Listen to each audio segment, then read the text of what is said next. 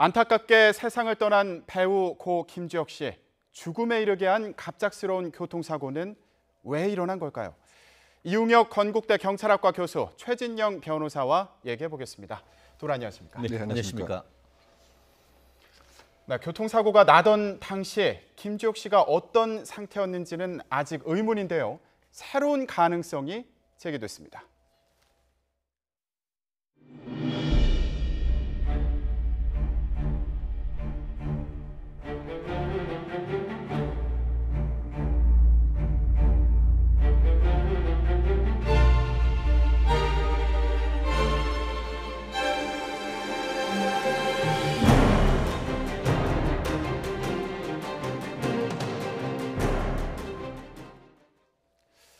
네, 교통사고 당시 가슴을 쥐고 있었다는 목격자의 진술을 바탕으로 심근경색 가능성이 제기되기도 했는데 이번에는 김주혁 씨가 평소에 복용하던 약이 문제가 됐던 거 아니냐 이런 얘기도 나오고 있습니다. 네, 그것은 뭐 언론 보도에 의해서 지금 의혹이 제기되는 것이고 그 유가족이 공식적으로 그 부분에 이의 제기를 한 것은 아닌 것 같습니다. 네. 어쨌든 경찰의 입장에서도 약물 복용에 관해서는 들은 바가 없다, 뭐 이런 입장인 것 같습니다. 다만 이제 그럼에도 불구하고 사망의 원인은 어쨌든 그 어제 국과수의 1차 부검 결과에 의하면 두부 손상, 네. 그 두개골 골절이라고 하는 사망 원인, 사인은 밝혀진 것 같습니다. 그런데 지금 그 많은 대중과 주변인들이 관심을 갖고 있는 것은 사고의 원인이 과연 이제 무엇이겠느냐, 이 부분이 지금 석연치 않기 때문에 처음에는 이제 심근경색이 원인이 되지 않았던가, 왜냐하면 목격자가 그렇게 얘기를 했기 때문에.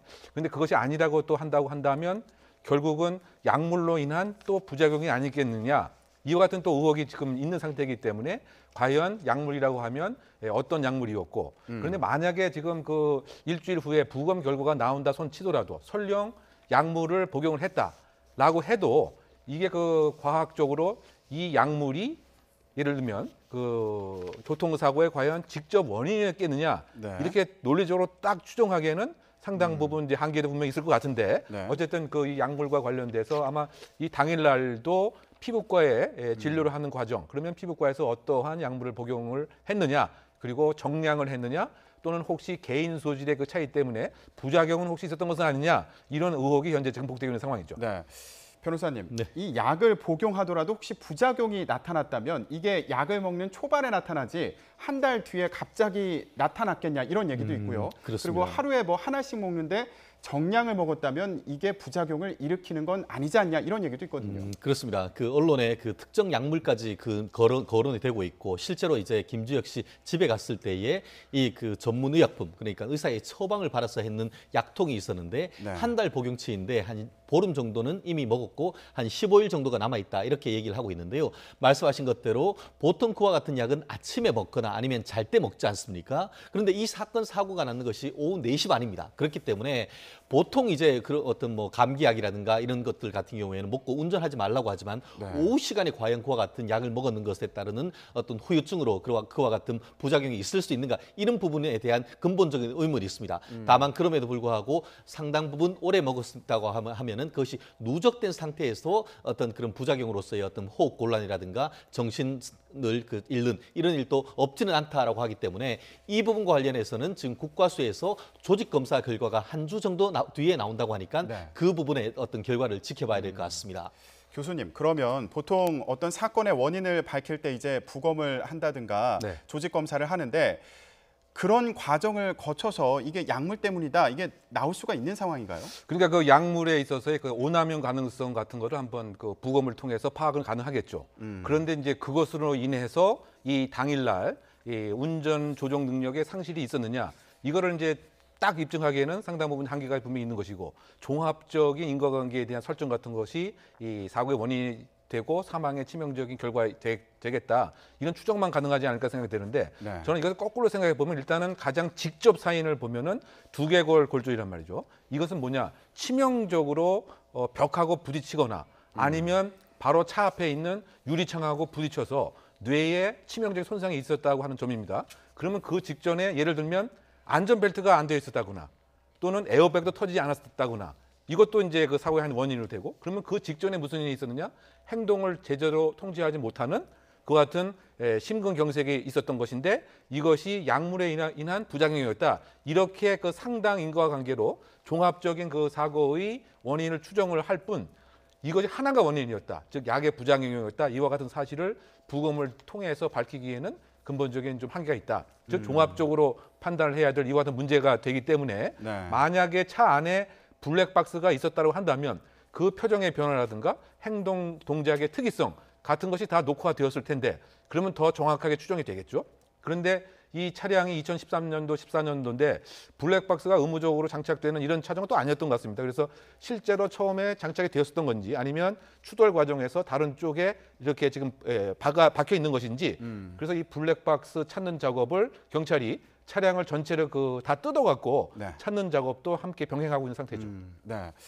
사고 원인이 명확하게 드러날지 이건 좀 더 지켜봐야 되겠고요.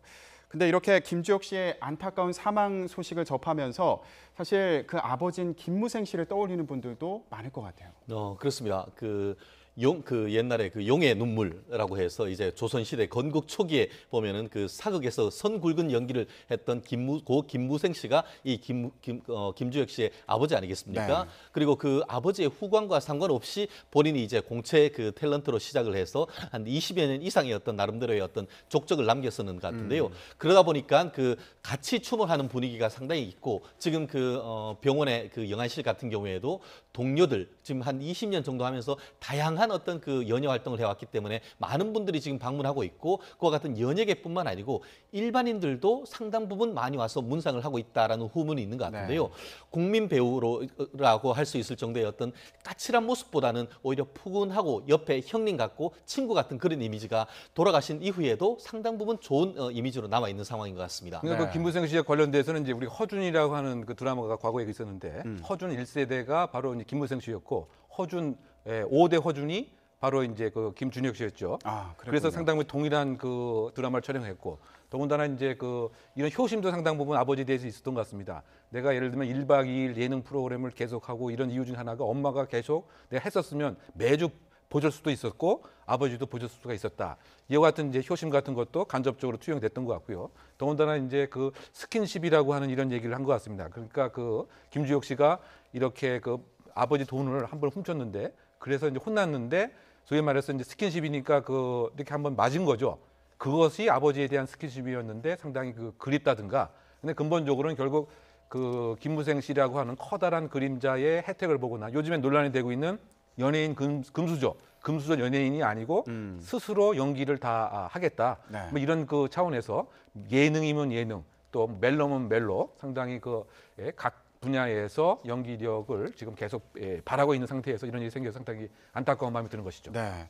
지금 실제로 김주혁 씨 사망 소식이 전해진 이후에 연예계도 침울한 상황인데 아까 말씀하신 것처럼 여러 관계자들이 빈소를 찾아서 애도를 하고 있습니다. 그런데 눈에 띄었던 게 옛 연인이었던 김지수 씨도 이 빈소를 찾았더라고요. 그렇습니다. 실제로 이렇게 두 분이 나이도 비슷하고 해서 두 분이 잘 되기를 바랐었는데 어떻게 다시 헤어졌던 그런 부분인데 어쨌든 그 고인이 된 이후에 옛정과 관계없이 어쨌든 동료로서 같이 와 같은 빈소에 조문을 하는 모습이 상당히 아름다웠다라고 생각할 수 있는데요. 그 이외에도 우리가 그 언론계에 내노라고 할 분들이 계속 이 상황 속에서 조문을 하고 있는데 지금 보통 우리가 같은 경우에는 3일장을 하는데 이 케이스 같은 경우에는 지금 사망하고 부검까지 하다 보니까 4일장에서 내일 이제 발인을 한다라고 하는데 네. 아마 오늘 저녁에 정말 많은 분들이 또 그 빈소를 찾아갈 것 같습니다. 네. 사실 어제 송중기, 송혜교 씨 결혼식이 있었는데 하객들이 마냥 웃을 수만은 없었던 거 아닌가 이런 생각이 들기도 하는데요. 예능을 같이 했던 차태현 씨 같은 경우에는 결혼식을 찾아갔는데 눈이 퉁퉁 부어 있었더라 이런 얘기가 있더라고요. 그렇죠. 아무래도 이제 그 김주혁 씨하고 1박 2일에 상당히 동고동락을 했었고 그런데 또 다시 이제 그 결혼식장에 또 와야 되니까 상당히 울었던 그 모습 자체 그대로 이제 노정이 된 것 같습니다. 어쨌든 송송 커플이 국내뿐만이 아니고 해외에도 많은 그 팬들을 이렇게 관심을 많이 갖게 했고 그러다 보니까 이 지역 일대가 상당히 교통도 많이 혼잡스럽습니다. 또 철통 보안 같은 이런 것이 있었고 또 외국인 또 관련된 국내에서는 이 사진을 한껏 찍기 위해서 신라 호텔에 이 결혼식이 이루어지는 그 장소에 잘 보이는 그 뷰를 차지하기 위해서 상당히 그 호텔이 만석이 됐다. 그 상당히 그 세계에 많은 그 관심을 갖는 송송 커플 이제 그 결혼식이었는데요. 그리고 그 중국의 그 짱쯔이도 함께 참석을 해서 인증샷까지 했던, 그러니까 국내외를 넘나드는 그 세기의 결혼식이었다, 이렇게 요약할 수가 있는 것이죠. 네. 자, 물론 축하할 일이지만 마냥 이렇게 웃을 수만은 없는 그런 분위기가 아니었나 이런 생각이 들기도 합니다.